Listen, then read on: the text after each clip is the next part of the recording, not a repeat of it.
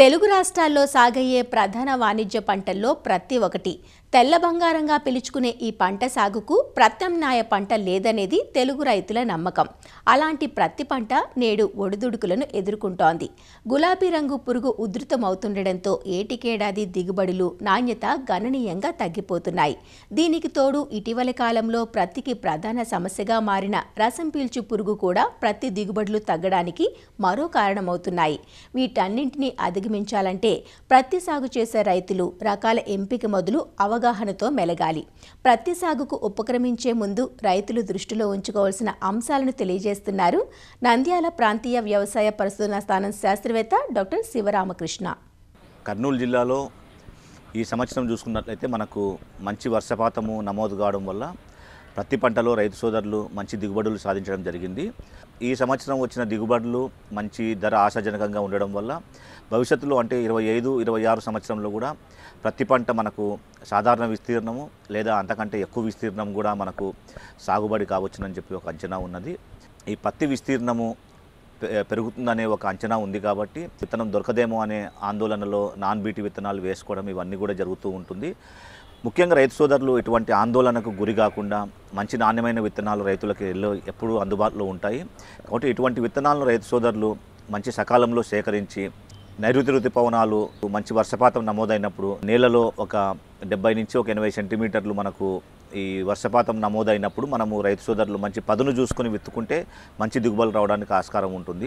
రైతు సోదరులు తొందరపడి అరకొర వర్షాలకు అంటే పదును తక్కువగా ఉన్నప్పుడు విత్తుకున్నట్లయితే అవి మొలక శాతం దెబ్బతిని రైతులు మరీ తిరిగి విత్తనము విత్తుకోవాల్సిన పరిస్థితి ఏర్పడుతుంది.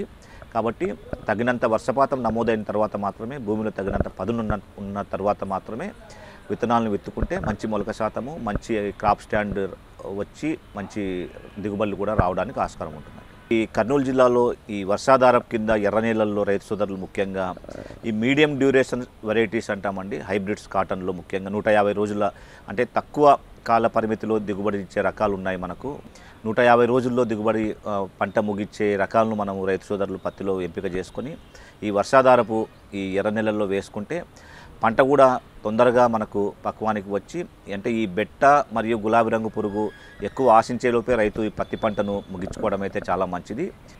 నల్లరేగడి నేలలు వర్షాధారం కింద మనకు 160 నుంచి 170 రోజుల కాల పరిమితి గల పత్తి హైబ్రిడ్ విత్తనాలను విత్తుకోవాల్సి ఉంటుంది. ఇప్పుడు పత్తి విత్తనాలు చూసుకున్నట్లయితే అండి మనకు అనేక రకమైన BZ2, బోల్గా2 హైబ్రిడ్స్ మనకు అనేక రకమైన కంపెనీలు మనకు మార్కెట్లో అందుబాటులో ఉన్నాయి. రైతు సోదరులు తమ అనుభవాన్ని దృష్టిలో పెట్టుకొని తమ ప్రాంతంలో ఏ రకమైతే మనకు అత్యధిక దిగుబడినిచ్చిన రకం ఏదైతే రైతులకు అలవాటుగా ఉందో ఆ రకాన్నే రైతు సోదరులు సాగుబడి చేసుకోవాల్సి ఉంటుంది. రైతు సోదరులు చేస్తున్న ముఖ్యమైన పొరపాటు ఏమంటే ఈ ప్రతి మోడులు అంటాము, స్టబుల్స్ అనేటివి, తర్వాత ప్రతి అంతా కోసేసినాక ప్రతి కట్టలను పొలంలో అలాగే ఉంచుకోవడం జరుగుతూ ఉంది. వీటి వల్ల ఈ గులాబీ రంగు పురుగు అనేది మనకు దాని సంతతి మనకు ఆ పొలంలోనే ఉండి తర్వాత దాని మైగ్రేషన్ అనేది చాలా ఈజీగా ఉంటుంది. కాబట్టి రైతు సోదరులు ప్రతి కట్టను పొలంలో ఉంచుకోకుండా ఒక పక్కకు పెట్టుకొని కాల్ చేసుకోవడం అయితే ఎంతకైనా మంచిది. ఈ స్టబుల్స్ను కూడా రైతు సోదరులు కాటన్ స్ట్రెడ్డర్ అనే పరికరంతో దాన్ని మెత్తగా పిండి చేసి పొలంలో కలుపుకోవడం వల్ల మనకు ఆర్గానిక్ మాన్యూర్ కూడా తయారు కావడానికి ఎంతైనా ఆస్కారం ఉంటుంది. ఈ పొలంలో ఈ గొర్రెలను, ఆవులను, పశువుల మందను ఆపుకోవడం వల్ల ఈ గులాబీ రంగు పురుగు ఆశించిన చెడిపోయిన కాయలు, ఈ స్టబుల్స్ను ఈ గొర్రెలు, మేకలు తినివేయడం వల్ల కూడా మనం గులాబీ రంగు పురుగు సంతతిని అరికట్టడానికి ఎంతైనా ఆస్కారం ఉంటుంది. మరి ముఖ్యంగా రైతు సోదరులు ఈ వేసవిలో తమ భూమిలో ఉన్న పోషక నిల్వలను గుర్తించుకొని మట్టి పరీక్షలు చేయించుకోవడం అయితే ఎంతైనా మనకు అవసరం ఉన్నది. తమ పొలంలో ఎంత పోషకం ఉందో గమనించుకొని వాటి ఆధారంగా ఈ ఎరువుల యాజమాన్యం అయితే చేపట్టవలసిన అవసరం ఎంతైనా ఉంది.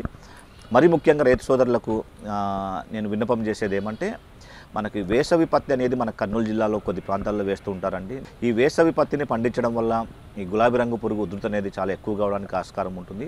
కాబట్టి రైతు సోదరులు వీలైనంత వరకు ఈ వేసవి పత్తిని పండించుకోకుండా సకాలంలో జూన్, జూలై మాసంలో విత్తుకోవడం వల్ల ఈ గులాబీ రంగు పురుగు సంతతిని మనము ఒక రకంగా అరికట్టవచ్చును.